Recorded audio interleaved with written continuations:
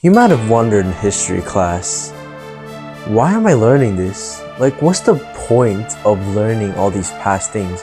We're supposed to care about the future, right? I've also had this question, but eventually I came up with an answer. Well, personally, I'm giving y'all 3 answers. First of all, which I see is one of the most important factors, we gotta learn from our mistakes.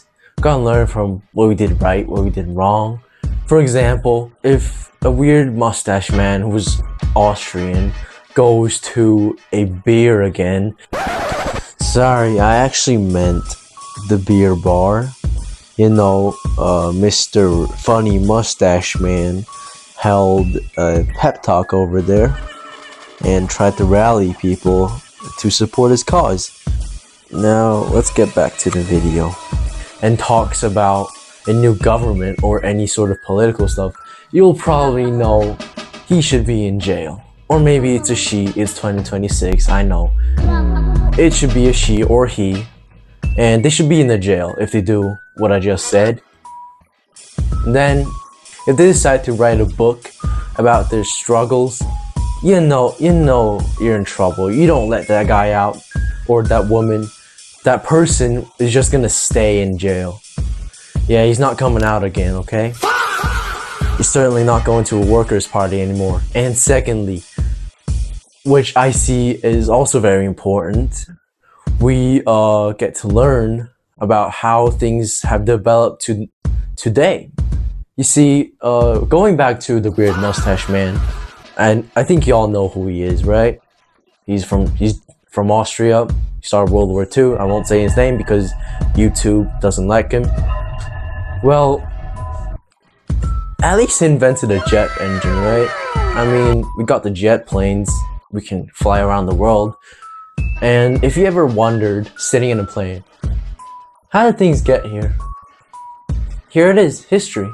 And also thirdly, I just think it's really interesting to learn about how interactions between people happened.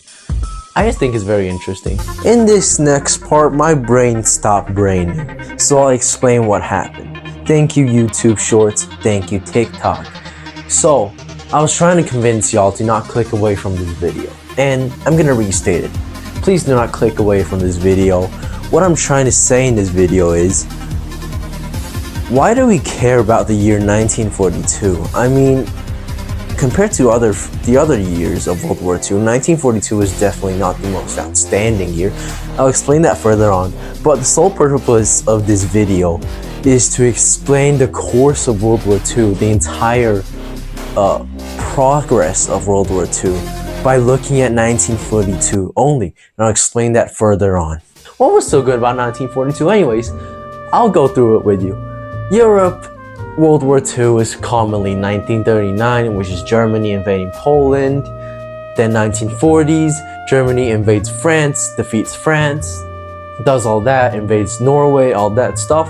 And then 1941, Germany invades the Soviet Union, all that happens. Yeah. And then 1942, stuff just happened, you know? The Axis kept pushing, the Allies, which is the British, the French, the Soviet Union, and the USA, suddenly they just fought back, you know? And then in 1943, it's absolutely dominant. The Italian campaign happened, Mussolini was caught, there was a new government, and then 1944, of course, the Normandy invasion, liberation of France, all of that. And then 1945, of course, the end of the world war in Europe and also the rest of the world. So if you look back, what was so good about 1942? We went from the Axis invading deep into the Soviet Union to 1943, where they started just pushing back for some reason, somehow. So how did that happen? Well, I'm here to tell you, 1942 is not the most useless year. You know, I have this friend. We just learned history. I'm middle school, by the way. I just learned history, and one of my friends just asked me, do you think 1942 is the most useless year? No. Alright, so throughout the course of the next couple of videos, I'm gonna explain 1942 thoroughly, okay? And this series is mainly about 1942, the actual turning point of World War II. Like, what actually happened? How do we get from the Axis absolutely destroying the Soviet Union in Kiev and Minsk, and also Japan bombing Pearl Harbor in 1941 to 1943, where Germany decided to fall back on the Eastern Front against Soviets, and how the Japanese started to lose the Pacific Theater, and also how Africa was pretty much liberated. So how did all of that happen? That's where 1942 comes in. And this video and the other videos will go in chronological order. So January 1st, 1942. It's the new year. Yeah, happy new year, everybody. We're at war, okay? We have no time to celebrate New Year. So on January 1st, 1942, the big guys of World War II, the big four actually, UK, US, USSR, and China, got together and signed a pact called the Declaration by United Nations.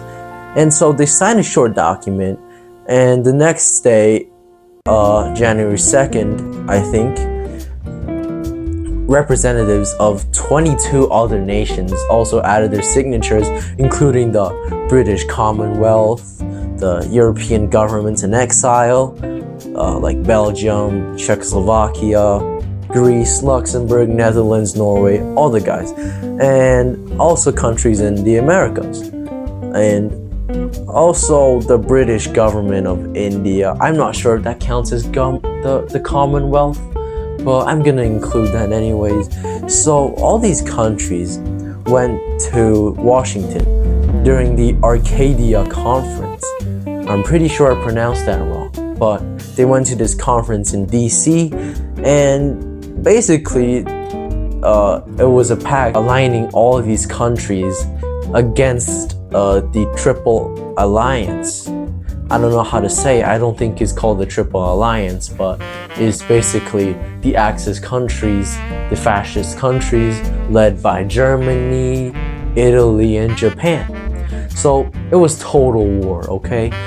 All these countries were directing resources against the Germans, Italians, and Japanese.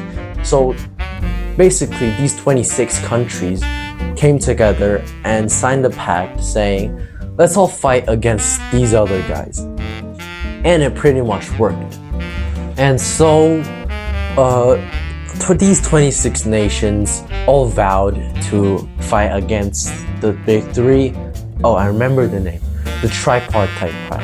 I don't think that's correct, but it's tripartite, I think. At least that's what my poor English skills are telling me. So these countries, they were not allowed to find separate peace, meaning all of these 26 nations are going to fight to the end of World War II, and they pretty much did. And these groups these 26 countries became known as the United Nations. Very important, because after World War II, the United Nations slowly expanded, and more countries started to join the cause. And slowly but surely, the United Nations started to include almost every country on Earth, and that's where you see the effects of World War II on the current world.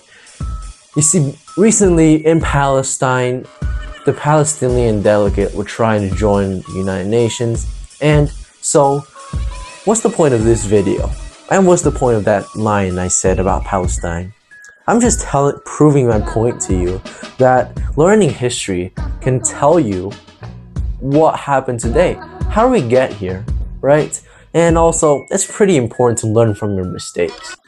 I mean, don't attack the USA with bombers if you cannot win a war. Sorry USA, sorry YouTube. Please don't ban me for saying that. I'm so sorry. But yeah, it's been a fun video. Thanks y'all for watching. It's very short. It's my own commentating. It's not good. I'm a middle schooler, but of course I can't do all the big animations like the big guys. Shout out to Fern, but appreciate it and have a good one.